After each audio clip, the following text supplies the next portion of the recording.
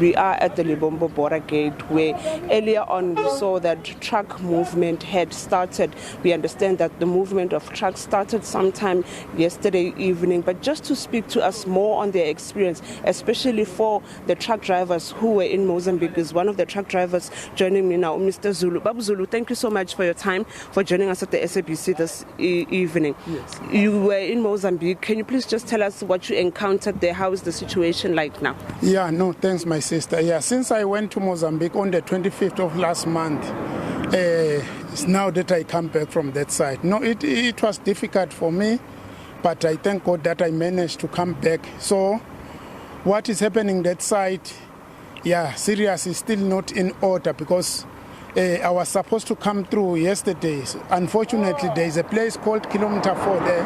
When we tried to move out the trucks, they took some of the trucks and blocked the way, so we were unable to come through. And now even the soldiers told us that we must remain inside Kilometer 4 because the people, the protesters, started to be violent.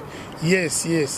Thank you so much, Mr. Zulu. That was Mr. Zulu, one of the truck drivers from South Africa who was stuck in Mozambique when he went there on the 25th of last month. Just now, we're going to speak to Babu Nyati, who came, who went to Mozambique last night. Babu Nyati, thank you so much for his katsako and for joining us at the SABC this evening. You were Gule queue for almost a week. How did you go and how was it like in Mozambique?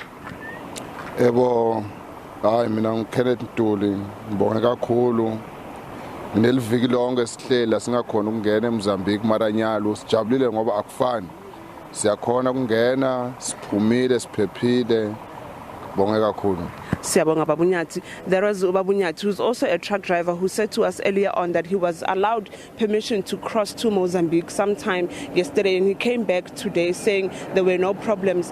Unlike Babu Zulu, who said to us that when he was supposed to come back yesterday, they had to turn back because of the violent protests that ensued once again at Kilometer 4. These are not the only people who are telling us that on the ground, but also light vehicle passengers or passengers who are on foot who are traveling to and from South Africa and Mozambique are telling us the same thing, that yesterday in the evening, as soon as operations were opened for the trucks to pass through, and then issues started at Kilometer 4. But now we are still on the ground just to monitor the situation. We understand that according to the Border Management Authority, the border does not close, but they temporarily suspend operations at the border depending on what is happening in Mozambique. We also understand that currently in Mozambique, the protest action has been suspended until further notice. We will hear later on during the weekend or into next week as to what's going to happen moving forward. We also understand that the opposition leader is going to address the residents or his followers in Mozambique on Monday. So depending on what the outcome of that address is going to be, we're going to hear more